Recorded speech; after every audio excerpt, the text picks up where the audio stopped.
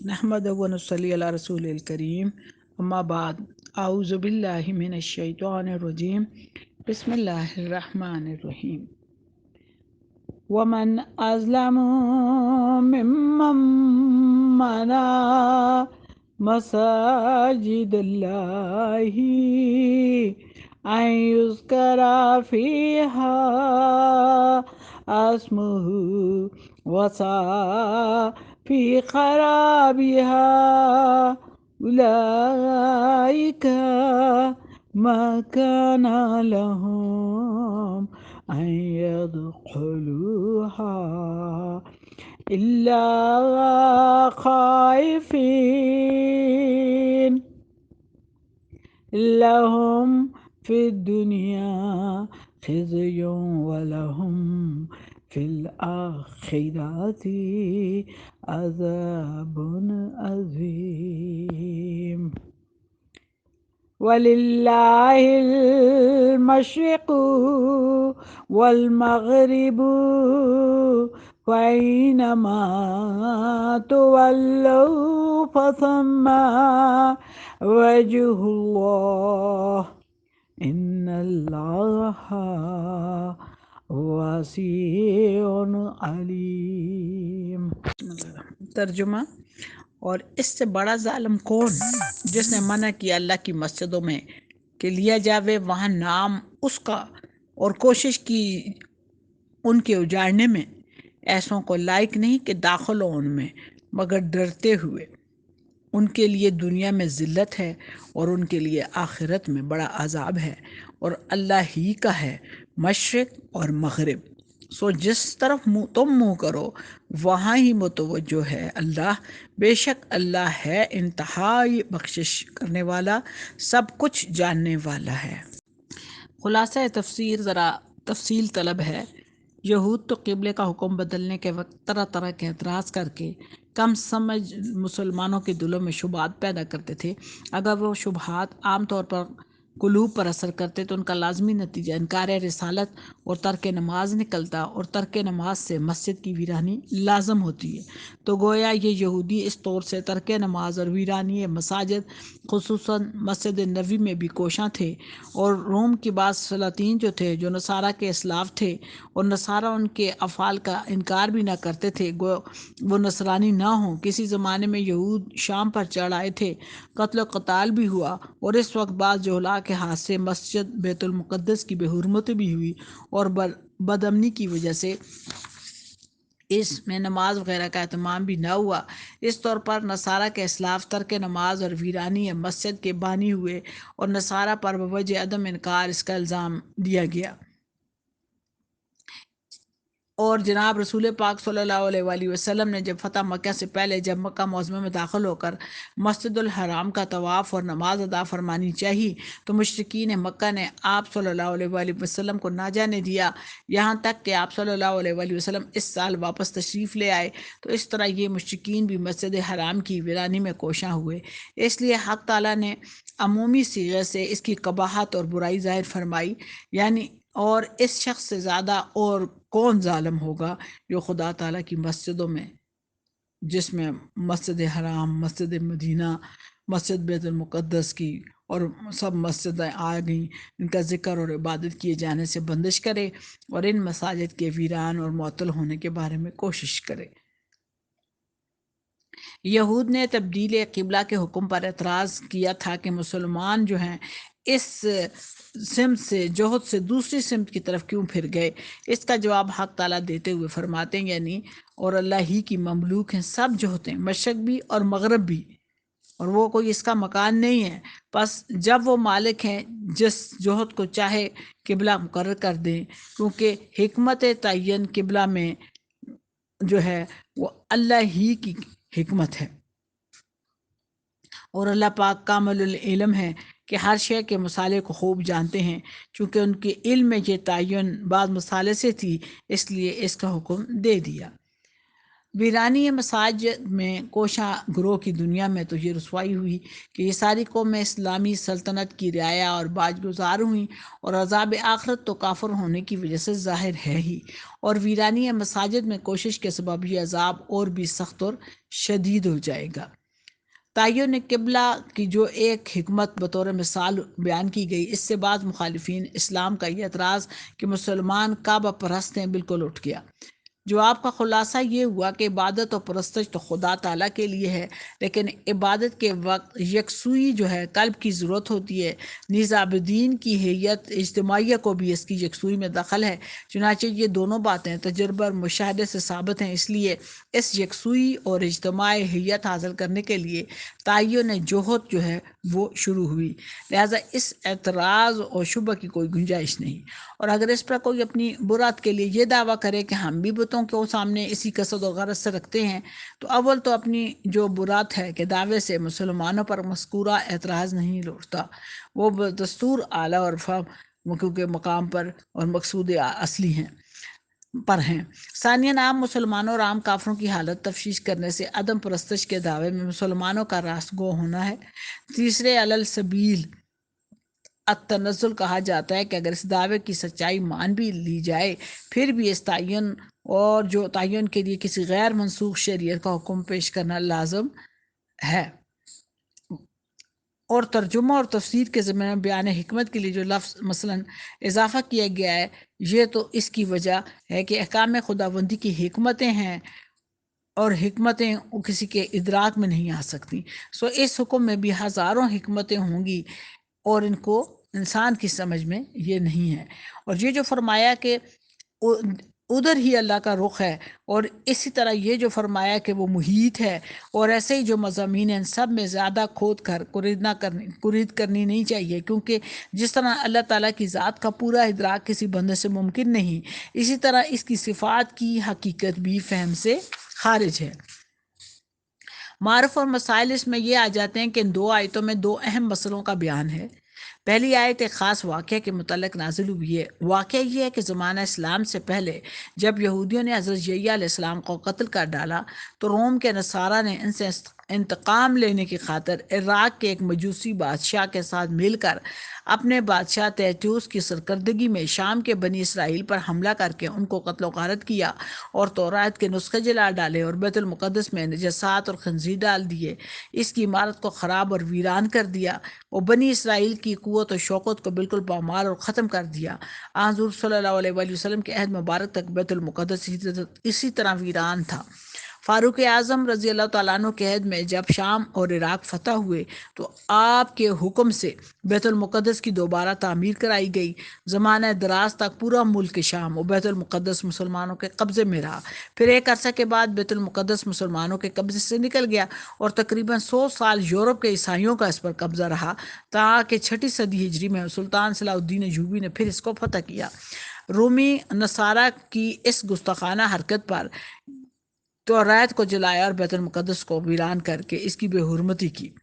یہ قول مفسر القرآن کا ہے، حضرت عبداللہ بن عباس رضی اللہ تعالیٰ عنہ کا ہے، اور حضرت ابن زید رضی اللہ تعالیٰ عنہ وغیرہ دوسرے مفسرین نے اس آیت کا شان نزول یہ بتلایا ہے کہ جب مشرکین مکہ نے رسول کریم صلی اللہ علیہ وآلہ وسلم کو واقعہ حدیبیہ کے وقت مسجد حرام میں داخل ہونے اور طواف کرنے سے روک دیا، تو یہ آیت نازل ہوئی۔ یہ ابن جریر رحمۃ اللہ نے پہلی روایت کو اور ابن کثیر نے دوسری کو ترجیح دی ہے۔ بہرحال آیت کا شان نزول تو مفسرین کے نزدیک ان دونوں واقعوں میں سے کوئی خاص واقعہ ہے، مگر اس کا بیان عام لفظوں میں ایک مستقل ضابطہ اور قانون کے الفاظ میں فرما دیا گیا ہے، تاکہ یہ حکم انہی نصارہ یا مشرکین وغیرہ کے لیے مخصوص نہ سمجھا جائے، بلکہ تمام اقوام عالم کے لیے عام رہے۔ یہی وجہ ہے کہ اس آیت میں خاص بیت المقدس کا نام لینے کی بجائے مساجد اللہ فرما کر تمام مساجد پر اس کی حکم کو عام کر دیا ہے۔ اس طریقے سے اس آیت میں چند ضروری جو ہیں وہ مسائل اور احکام نکلے۔ نمبر 1 یہ کہ دنیا کی تمام مساجد آداب مسجد کے لحاظ سے مساوی ہیں، جیسے بیت المقدس، مسجد حرام یا مسجد نبوی کی بے حرمتی ظلم عظیم ہے، اسی طرح دوسری تمام مساجد کے متعلق بھی یہی حکم ہے۔ اگرچہ ان تینوں مساجد کی خاص بزرگی اور عظمت اپنی جگہ مسلم ہے کہ مسجد حرام میں ایک نماز کا ثواب 1,00,000 نمازوں کے برابر، اور مسجد نبوی میں اور بیت المقدس میں 50,000 نمازوں کے برابر ملتا ہے۔ ان تینوں مساجد میں نماز پڑھنے کی خاطر دور دراز ملکوں سے سفر کر کے پہنچنا موجب ثواب اور باعث عظیم برکت ہے۔ دوسرا مسئلہ یہ معلوم ہوا کہ مسجد میں ذکر و نماز سے روکنے کی جتنی بھی صورتیں ہیں وہ سب ناجائز اور حرام ہیں۔ ان میں سے ایک صورت تو یہ کھلی ہوئی ہے کہ کسی کو مسجد میں جانے سے وہاں نہ روکا جائے اور نماز و تلاوت سے صراحتاً روکا جائے۔ اسی طرح اوقات نماز میں جب کہ لوگ اپنی نوافل یا تسبیح اور تلاوت میں مشغول ہوں، مسجد میں کوئی بلند آواز سے جو ہے وہ اعلان نہ کرائے اور چندہ نہ جمع کرے۔ اور تیسرا مسئلہ معلوم ہوا کہ مسجد کی ویرانی کی جتنی بھی صورتیں ہیں سب حرام ہیں۔ اس میں جس طرح کہ کھلے طور پر مسجد کو منہدم کرنا اور ویران کرنا بھی داخل ہے۔ اسی لیے قرآن شریف میں ایک اور جگہ ارشاد فرمایا، انما یامر مساجد اللہ من آمن باللہ والیوم الآخر وقام الصلاۃ وآتى الزکاۃ ولم یخشى الا اللہ، یعنی اصل مسجد میں مسجد کی آبادی ان لوگوں سے ہے جو اللہ تعالیٰ پر ایمان لائیں اور روز قیامت پر وہ نماز قائم کریں اور زکوٰۃ ادا کریں اور اللہ تعالیٰ کے سوا کسی سے نہ ڈریں۔ اس لیے حدیث میں رسول کریم صلی اللہ علیہ وآلہ وسلم نے فرمایا کہ قرب قیامت میں مسلمانوں کی مسجدیں بظاہر تو آباد اور مزین اور خوبصورت ہوں گی، مگر حقیقتاً ویران ہوں گی کہ ان میں حاضر ہونے والے نمازی کم ہو جائیں گے۔ اسی طرح حضرت علی رضی اللہ تعالیٰ عنہ کے ارشاد میں مسجدوں کے آباد کرنے کا مطلب یہی ہے کہ وہاں خضوع و خشوع کے ساتھ حاضر بھی ہوں اور وہاں حاضر ہو کر ذکر و تلاوت میں مشغول رہیں۔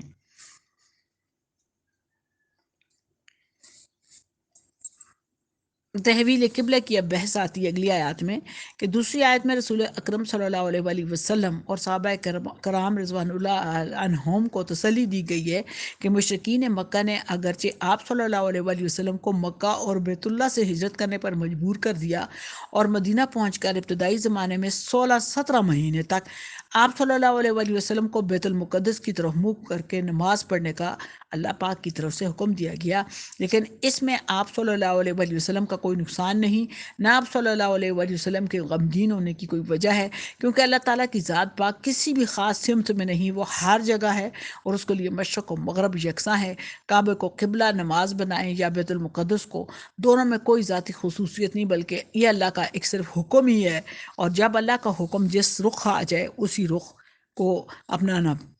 اس کو ہم کہتے ہیں کہ اللہ پاک کا حکم کو اور اس کے نبی پاک صلی اللہ علیہ وسلم کے حکم پر چلنا۔ اس لیے جب کعبہ کی طرف رخ کرنے کا حکم تھا اس میں فضیلت تھی، اور جب بیت المقدس کا استقبال کرنے کا حکم ہو گیا تو اس میں فضیلت ہے۔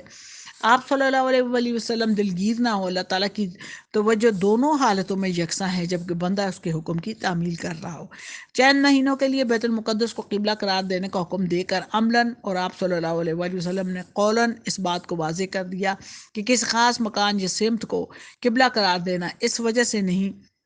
کہ معاذ اللہ خدا تعالیٰ اس مکان یا سمت میں ہے، دوسری جگہ میں نہیں، بلکہ اللہ تعالیٰ ہر جگہ ہر سمت میں یکساں توجہ کے ساتھ موجود ہے۔ کسی خاص سمت کو قبلہ عالم قرار دینا دوسری حکمتوں اور مصلحتوں پر مبنی ہے۔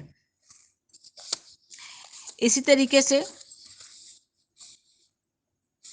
عمل کی دو صورتیں ہو سکتی ہیں، ایک یہ کہ ہر شخص کو اختیار دے دیا جائے کہ جس طرف چاہے رخ کر کے نماز پڑھے، دوسرا یہ کہ سب کے لیے کوئی خاص سمت اور جہت معین کر دی جائے۔ ظاہر ہے کہ پہلی صورت میں تو ایک عجیب افراتفری کا منظر سامنے آئے گا کہ 10 آدمی نماز پڑھ رہے ہیں اور ہر ایک کا رخ الگ الگ اور ہر ایک کا قبلہ جدا جدا ہے، اور دوسری صورت میں تنظیم اور اتحاد کا عملی سبق ملتا ہے۔ ان حکمتوں کی بنا پر سارے عالم کا قبلہ ایک ہی چیز کو بنانا زیادہ مناسب ہے۔ اب وہ بیت المقدس ہو یا کعبہ ہو، دونوں مقدس اور متبرک مقامات ہیں۔